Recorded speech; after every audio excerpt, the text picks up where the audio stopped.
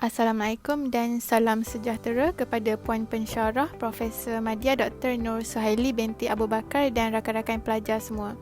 Pada hari ini kami akan menerangkan tajuk bentuk mekanisme bela diri.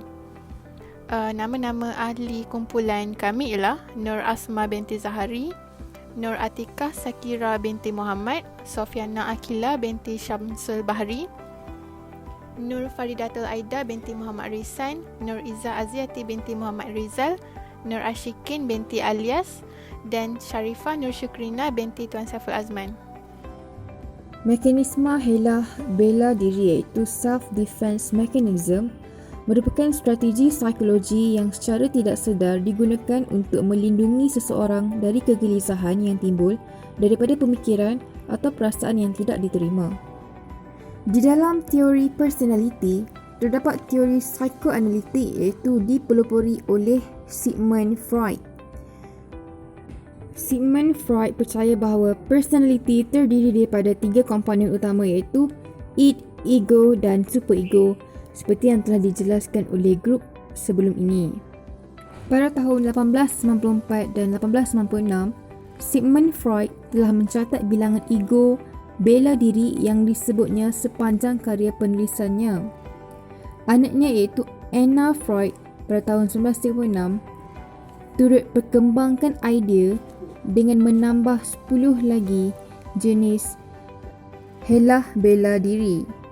Antara jenis helah bela diri yang diperkenalkan adalah represi, projeksi, pindah gantian, sublimasi, penafian, regresi dan rasionalisasi. Mekanisme helah bela diri boleh diklasifikasikan kepada beberapa kategori. Pertama adalah mekanisme helah bela diri patologi, di mana secara amnya mekanisme ini menceritakan berkenaan seseorang yang memutar belik kenyataan sehingga dapat menangani suatu keadaan itu. Jenis helah bela diri ini adalah penafian. Seterusnya di bawah mekanisme ini terdapat mekanisme helah bela diri tidak matang, di mana selalunya berlaku pada orang dewasa. Ia berlaku apabila seseorang itu ingin hilangkan stres dengan mengancam orang lain dan memberi ketidakselesaan. Antara jenis helah bela diri di dalam mekanisme ini adalah projeksi dan keagresifan pasif. Seterusnya mekanisme helah bela diri neurotik, di mana terasa daripada ego yang dapat merosakkan mental seorang itu. Antaranya adalah intelektualistik, rasionalisasi, regresi, represi, pindah ganti dan pembentukan reaksi. Seterusnya adalah mekanisme helah bela diri matang. Jenis helah bela diri yang terdapat di dalam mekanisme helah bela diri matang ini adalah humor iaitu kelucuan, sublimasi, ketiga supresi dan altruism. Terdapat banyak cara yang digunakan untuk mempertahankan harga diri seseorang. Antara jenis bela diri yang sering digunakan ialah supresi ataupun penindasan. Supresi adalah satu tindakan yang sengaja dilakukan untuk mengelakkan diri daripada memikirkan sesuatu masalah. Usaha untuk melupakan sesuatu yang mengecewakan, mengancam atau memalukan individu. Sebagai contoh, anda baru sahaja gagal dalam satu ujian. Jadi, bagi mengelakkan daripada memikirkan tentang kegagalan itu, anda pergi bersiar-siar atau menonton wayang. Supresi ini hanya berkesan untuk masalah yang kecil, tapi bagi masalah yang besar, kebimbangan pasti akan timbul semula. Unsur ini akan aktif pada waktu tertentu dan akan mempengaruhi pemikiran atau tingkah laku seseorang tanpa disedari. Yang kedua adalah represi. Represi merupakan satu proses mental yang aktif dengan seseorang itu sengaja melupakan satu-satu perkara yang pahit dengan menolaknya ke kawasan tidak sedar di dalam otaknya. Sebagai contoh, anda bergaduh dengan seseorang dan menyebabkan anda benci dengannya. Kemudian, anda tidak mahu ingat wajah dan namanya. Ini bermakna anda telah bawa peristiwa itu ke kawasan luar sedar dalam anda dan anda telah melakukan represi. Yang ketiga pula adalah penarikan.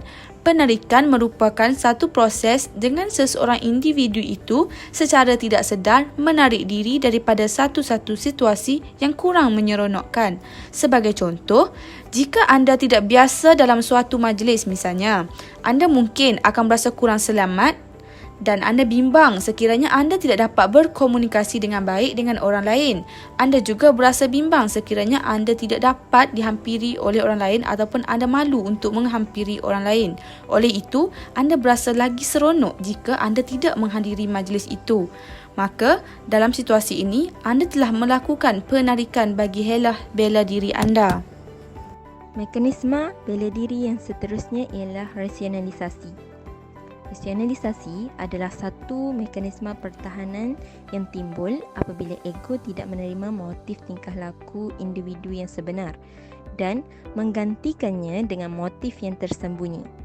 Ianya digunakan untuk menyembunyikan tujuan dan perkara yang sebenar, misalnya untuk menjaga maruah atau harga diri. Seseorang individu akan memberikan sebab yang dianggap rasional untuk membuktikan bahawa tindakannya adalah betul dan sesuai serta perlu diterima oleh orang lain. Melalui penjelasan ini, individu itu akan merasa lebih tenang dan tidak terancam. Sebagai contoh, seorang kanak-kanak tidak menang dalam sebuah pertandingan melukis. Kemudian, kanak-kanak itu menyatakan bahawa bukan dia tidak pandai melukis, tetapi dia ingin memberi peluang kepada rakan-rakannya yang lain yang tidak pernah memenangi sebarang hadiah dalam pertandingan melukis. Ini menunjukkan kanak-kanak tersebut menggunakan mekanisme pertahanan yang berbentuk rasionalisasi untuk mengelak dirinya daripada malu, padahal sebenarnya lukisan yang dihasilkan pada hari pertandingan tu memang tidak cantik. Seterusnya, fantasi. Fantasi merupakan satu mekanisme bela diri yang berbentuk khayalan dengan tujuan untuk mengurangkan perasaan kecewa atau perasaan yang tidak diingini. Jika seseorang mengharapkan sesuatu yang amat diingininya tetapi tidak dapat memperolehinya, maka ego akan menggunakan fantasi untuk memenuhi kehendak tersebut buat sementara waktu. Fantasi berlaku apabila seseorang individu cuba mengurangkan ketegangannya dengan cara berkhayal dan membentuk satu situasi yang lain di dalam imajinasinya yang dianggap tidak begitu mengancam dan lebih selesa daripada keadaan realiti. Sebagai contoh, seorang anak merasa sedih kerana tidak dapat membantu bapanya membeli ubat disebabkan kekurangan duit dan dia berkhayal dengan berharap suatu hari nanti dia dapat membantu bapanya membeli ubat dan barang keperluan untuk keluarganya. Mekanisme bela diri jenis regresi adalah satu cara bagaimana individu melepaskan tekanan atau ancaman yang terjadi pada dirinya dengan melakukan tingkah laku seperti seorang kanak-kanak. Tindakan mengimbau kembali peringkat awal perkembangan dirasai lebih selamat dan dianggap sebagai salah satu cara untuk melepaskan tekanan pada diri dengan melakukan tingkah laku yang kurang matang yang dipelajari pada zaman kanak-kanak. Ianya diistilahkan sebagai pengunduran kepada tingkah laku terdahulu. Contohnya, seorang kanak-kanak berumur 9 tahun mula menjerit dan menangis apabila dia merasa tidak diterima oleh rakan-rakannya. Amalan tersebut merupakan amalan yang pernah dilakukannya ketika berumur antara 3 dengan 5 tahun. Okey, seterusnya pindah gatian. Pindah gatian ini berlaku apabila perasaan marah digantikan daripada seseorang individu kepada seseorang yang lain. Ringkasnya pindah gatian ni seseorang tu mencari seorang mangsa untuk melepaskan perasaan marahnya atau kekecewaannya.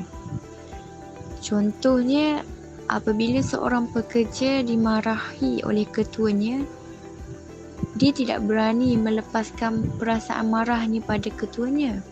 Tapi apabila dia pulang ke rumah, dia akan melepaskan marahnya kepada isteri atau anak-anak. Seterusnya, pembentukan reaksi. Pembentukan reaksi ini adalah salah satu cara perwatakan atau salah satu cara melakukan sesuatu yang berlawanan dengan situasi yang diri dia sendiri tidak boleh terima. Contohnya, seorang ibu yang sentiasa merasa dirinya diganggu dengan kelahiran anak barunya tidak akan menunjukkan kemarahan pada bayinya. Sebaliknya akan menunjukkan kasih sayang yang amat dalam terhadap bayinya sendiri. Proses ini merupakan satu perkembangan sikap yang bertentangan dengan perkara yang telah dipendam. Seterusnya, kompensasi juga merupakan salah satu mekanisme hela bela diri. Kompensasi ini merupakan satu tindakan seseorang yang cuba untuk mengimbuh atau mengimbangi kelemahan dalam satu bidang dengan menunjukkan prestasi yang baik dalam satu bidang yang lain. Contohnya, seorang pelajar yang lemah dalam akademik cuba menunjukkan pencapaian yang baik dalam bidang sukan dan permainan dengan tujuan untuk mendapatkan pengiktirafan daripada guru dan rakan sebaya. Baiklah, sublimasi adalah salah satu helah yang antara jenis-jenis helah bela diri. Jadi sublimasi ni adalah melepaskan agresif dalam bentuk yang boleh diterima ramai. Sebagai contoh, melepaskan perasaan kepada bidang seni. Jadi sublimasi ni adalah satu helah bela diri yang paling sihat. Seseorang yang mengamalkan sublimasi ni, mereka akan menyalurkan perasaan kecewa mereka kepada saluran ataupun bentuk yang boleh diterima oleh dirinya sendiri ataupun orang lain.